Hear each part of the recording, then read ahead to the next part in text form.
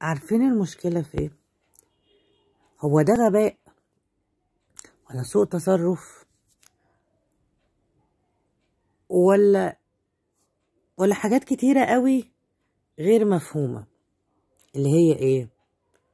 انا عندي مشكلة دلوقتي مع حد معين، انا عايزاه يغلط ويجدد، يعني اغلط، ما انت كده كده طول ما انت عايش هتغلط وتتعلم وتتعمل الصح زي ما بنقول كتير قوي كده. بس الشخصية المعينة دي اللي في حياتي عملت لي خابور في دماغي. ليه؟ ايه السبب بقى؟ انا هقول لكم ايه السبب. المشكلة اللي هي بتغلط نفس الغلطة وبتكرر نفس الكلام، بقى روتين يومي، انت بتعمل كل حاجة، بقيت اللي هو انا قبل ما هتقوم او اللي انت هتقوله بقيت عارف اللي انت ايه اللي هيحصل وايه اللي هيكرره. فالكلام اللي انا بقوله له صح ولا غلط؟ حد فاهم حاجة انا قصدي ايه؟